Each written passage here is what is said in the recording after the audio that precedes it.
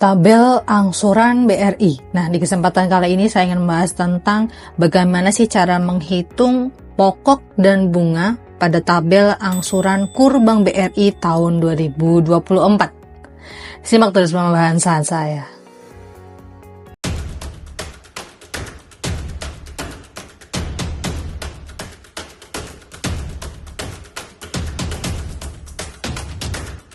Nah teman-teman, di tahun 2024 ini, di bulan Agustus ini, apakah KUR Bank BRI masih dibuka dan kuotanya masih tersedia?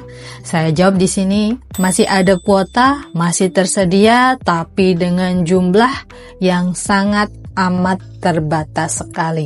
Kenapa saya bilang demikian? Karena semakin bertambah usia bulan pada setiap tahun, semakin akhir maka kuota KUR tahun 2024 akan segera habis. Karena teman-teman, kita tidak bisa mengandalkan hanya satu kantor saja. Kenapa? Karena KUR Bank BRI kan ini disalurkan secara global, nasional. Seluruh Indonesia mendapatkan jatah kuota masing-masing, sehingga mempengaruhi jumlah pengajuan pinjaman KUR tahun 2024. Nah, sebelum saya membahas tentang persyaratan, cara menghitung pokok bunga pada tabel angsuran KUR Bank BRI tahun 2024, saya akan membahas terlebih dahulu tentang dibatasinya kuota KUR Bank BRI tahun 2024. Teman-teman, untuk seperti kita ketahui bersama, untuk pengucuran dana KUR BRI tahun 2024 ini setiap kantor atau unit kerja cabang KCP itu masing-masing berbeda. Kenapa demikian? Dikarenakan apa yang menyebabkan perbedaan kuota KUR tiap kantor itu mungkin ada yang habis, ada yang masih tersedia, adalah adanya kolektibilitas atau kemacetan atau NPL dari setiap nasabah di unit tersebut. Semakin besar NPL ataupun kemacetan angsuran dalam KUR di setiap kantornya, setiap jiwa ya, misalkan satu orang itu macet, 2 orang macet, 3 orang macet, banyak sekali yang macet atau tidak bisa mengangsur pinjaman KUR, maka akan semakin dibatasi kuota KUR pada suatu kantor Bank BRI tersebut. Jadi teman-teman, jangan sampai teman-teman ini menyalahkan petugas terkait dibatasinya atau terbatasnya kuota KUR Bank BRI tahun 2024. Karena kembali lagi ke jatah unit ini, jatah KUR unit tiap daerah berbeda dikarenakan tingkat NPL atau macetnya atau tunggakan angsurannya berbeda-beda. Nah, sekarang saya sebelum akan membahas tabel pinjaman, saya akan membahas dasar-dasar untuk teman-teman gimana sih cara mengajukan pinjaman KUR Bank BRI tahun 2024. Syarat dasar banget yang harus teman-teman patuhi atau sebelum mengajukan pinjaman KUR Bank BRI tahun 2024 adalah teman-teman harus mengetahui di posisi mana kolektibilitas teman-teman dalam e-Debslik atau BI checking. Nah, kenapa demikian? Karena nanti kalau teman-teman nih sudah ada pinjaman KUR di bank sebelumnya, maka tidak akan bisa mengajukan pinjaman KUR di Bank BRI. Ataupun teman-teman punya tagihan pinjol, maka teman-teman juga tidak akan bisa mengajukan pinjaman di KUR Bank BRI. Dikarenakan kenapa? Karena harus dilunasin terlebih dahulu untuk pinjolnya. Kemudian barangkali teman-teman ada pay letter, karena sekarang marak sekali pay letter, maka teman-teman juga tidak bisa mengajukan pinjaman KUR Bank BRI karena harus melunasi pay letternya terlebih dahulu. Kemudian barangkali teman-teman dalam satu kartu keluarga sudah ada yang mengajukan KUR BRI, maka teman-teman tidak diperbolehkan untuk mengajukan KUR Bank BRI lagi. Karena apa? Kalau dibatasinya KUR Bank BRI dalam satu kartu keluarga adalah dianggapnya teman-teman dalam satu keluarga ini, kalau mengajukan KUR semua ya nanti kuotanya akan habis di satu keluarga itu. Misalkan satu keluarga itu ada 3 kakak ya, maka 3 kakak ini bisa menikmati fasilitas KUR. Nah, kasihan kakak yang lain teman-teman ya, tidak kebagian. Untuk itu satu kakak biasanya satu fasilitas KUR Bank BRI ataupun bank yang lainnya saja. Tidak boleh ada 1 KK, 2 KUR, 3 KUR, dan seterusnya. Oke, kemudian kolektibilitas, ya, melanjutkan fasilitas kolektibilitas diwajibkan untuk teman-teman ini. Kolektibilitas SLIK OJK-nya adalah KOL 1 atau lancar. Tidak pernah ada tunggakan 1 hari pun, ataupun teman-teman taat dan tertib dalam mengangsur. Barangkali teman-teman punya pinjaman leasing ataupun KPR, itu teman-teman taat. Tidak pernah menunggak 1 hari pun, itu akan mempengaruhi SLIK OJK dan akan mempengaruhi pengajuan pinjaman KUR Bank BRI tahun 2024. Tentu saja kalau kolektibilitas itu teman-teman lancar, untuk pengajuan KUR akan sangat mudah sekali di ACC. Itu syarat dasar utama. Syarat dasar yang kedua adalah teman-teman wajib sudah berusia 21 tahun, sudah menikah, atau belum menikah dibuktikan dengan surat keterangan belum menikah. Kalau sudah menikah, maka teman-teman diwajibkan melampirkan buku nikah. Nah, setelah buku nikah dilampirkan, KTP teman-teman sebagai pengaju dan juga KTP pasangan teman-teman ya. Kemudian setelah itu kartu keluarga. Nah, kartu keluarga ini kalau teman-teman masih dalam beda kakak tapi sudah menikah diwajibkan 1 kakak. Tapi kalau teman-teman belum menikah, kakaknya masih ikut orang tua atau saudara, boleh teman-teman melampirkan kartu keluarga tersebut masih atas nama orang tua atau keluarga atau famili yang lain. Kemudian syarat yang berikutnya adalah NPWP. NPWP ini tidak wajib teman-teman.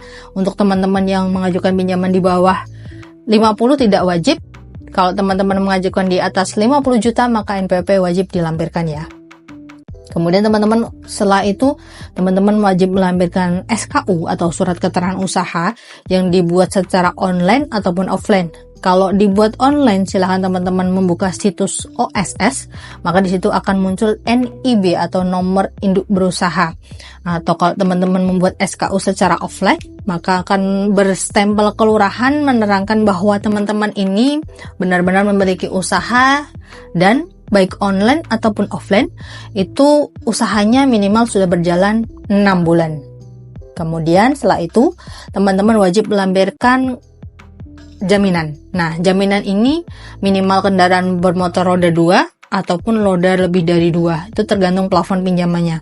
Dan kemudian kalau roda 2, teman-teman nanti wajib 5 tahun ke belakang dan pengajuannya atas dasar berapa harga jual motor tersebut. Nanti itu teman-teman sebagai dasar untuk teman-teman mengajukan pinjaman. Kalau teman-teman punyanya mobil ya harga jual mobil di 5 tahun ke belakang mobil tersebut berapa. Begitupun dengan sertifikat tanah, rumah, ataupun seterusnya. Nah, setelah itu kita akan membahas tentang tabel angsuran BRI. Nah, di tabel angsuran BRI ini ada 2 jenis ya teman-teman ya. Ada pokok dan juga ada bunga. Jadi teman-teman total angsurannya itu mengikuti atau mengikat dari pokok dan juga bunga. Tidak pokok lebih besar atau bunga lebih besar, karena di KUR Bank BRI ini bunganya flat teman-teman. Jadi pokok dan bunga itu sama, tidak ada bunga anuitas ataupun pokok anuitas. Tidak ada pokok anuitas teman-teman, pokok segitu-gitu aja. Yang anuitas itu biasanya bunga. Dan di KUR BRI ini tidak ada jenis bunga anuitas, tapi bunganya flat. Jadi KUR BRI ini dimulai dari bunga 6% tiap tahun sampai dengan mungkin ada yang 8-9% tiap tahun, itu ada berjenjang. Mungkin kalau teman-teman 1 tahun pertama bisa menikmati fasilitas KUR dengan bunga 6% per tahun, di tahun kedua kalau pengen top up bisa 7%, bisa 8%, itu bisa berjenjang tergantung nanti keputusan dari pihak marketing atau mantri BRI dan juga pemutusnya. Apakah teman-teman ini dianggap mampu sehingga bisa naik ke KUR berjenjang atau tetap di bunga KUR 6% per tahun. Baik teman-teman, di sini akan saya membuka untuk pinjaman KUR Bank BRI dengan angsuran 6% tiap tahun ya teman-teman ya. Baik, saya akan menunjukkan tabel seperti ini. Nah, ini adalah tabel angsuran 6% tiap tahun. Kemudian selain pokok dan bunga, nanti teman-teman akan mendapatkan jangka waktu. Jangka waktu ini minimal 1 tahun dan maksimalnya 5 tahun ya. Di jangka waktu tersebut teman-teman bisa milih pengen angsuran yang berapa, supaya teman-teman tetap bisa di koridor bisa mengangsur tiap bulan lancar. Jadi sesuaikan dengan kemampuan bayar dan jangka waktunya, menyesuaikan juga agar teman-teman tidak merasa keberatan dengan jumlah angsuran tiap bulan. Nah, teman-teman, di sini saya akan menghitung percobaan ya, di bunga 6% per tahun, pokok dan bunga, itu misalkan saya hitung pinjaman yang 10 juta ya. 10 juta 1 tahun. Di sini angsurannya adalah 860.700 ya, teman-teman ya. Saya akan menghitung 10 juta 1 tahun. Saya akan menghitung pokoknya. Jadi kalau menghitung pokok pinjaman 10 juta 1 tahun, perhitungannya adalah 10 juta dibagi dengan 12. Nah, ini teman-teman. Ini ada penghitungan pokok 833.333. Saya bulatkan 833.500 ya, teman-teman ya. Untuk pokoknya 833.500. Gimana dengan bunga? Bunganya adalah 800.000 dikalikan dengan 6% per tahun dibagi dengan jumlah 1 tahun tersebut.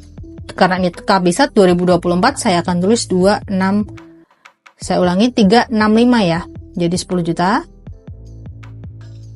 10 juta kemudian dikali 6%. Ini untuk 1 tahun. Kemudian dibagi 365. Ini ada bunga harian, saya kalikan 30. Ini untuk bunga dalam 1 bulan. Ya, saya tambahkan dengan 833.500. Angsurannya 882.815. Di tabel angsuran berapa? 860.700, teman-teman ya. Selisih sedikit, dimungkinkan ini menggunakan tahunnya tahun bukan kabisat, tapi dibagi dengan jumlah 1 tahun normal 366 hari, maka nanti jumlah bunganya juga akan berbeda. Mungkin itu saja teman-teman, sekilas tentang bagaimana sih cara menghitung angsuran di tabel pinjaman BRI tahun 2024, menghitung angsuran berupa pokok, bunga, dan juga jumlah total angsuran tiap bulannya. Saya akan memberikan layout tabel angsuran yang sudah saya berikan tadi, dari mulai jangka waktu 1 tahun sampai dengan maksimal 5 tahun. Semoga bermanfaat tentang video tentang tabel angsuran KUR Bank BRI tahun 2024. Saya Heri, Assalamualaikum warahmatullahi wabarakatuh. Tetap sehat, tetap semangat.